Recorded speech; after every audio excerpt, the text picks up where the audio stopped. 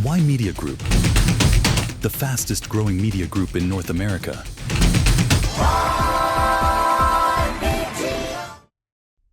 Why Media? Foreign Policy. Report: U.S. President Donald Trump is calling on NATO allies, including Canada, to impose steep tariffs on China as leverage to end Russia's war in Ukraine. In a letter posted to Truth Social and addressed to all NATO nations and the world, Trump proposed tariffs between 50 to 100% on Chinese goods to be lifted once the conflict concludes. He argued such measures would weaken China's grip over Russia. A spokesperson for Canada's finance minister emphasized that the G7 remains united in strengthening sanctions and pursuing the use of Russian assets to support Ukraine. Discussions on further steps are ongoing.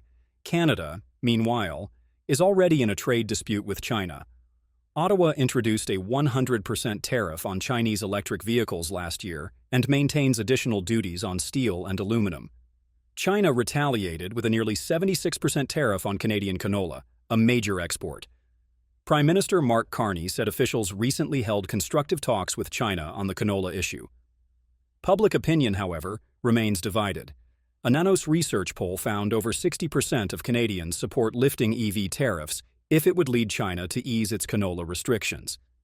Support was strongest in the prairies, where canola farming is concentrated. Nanos noted that Canadian attitudes toward trade with China have shifted significantly since tensions around the two Michaels and Huawei, with 36% now favoring increased trade compared to only about 5% just a few years ago. Why Media Group? The fastest growing media group in North America.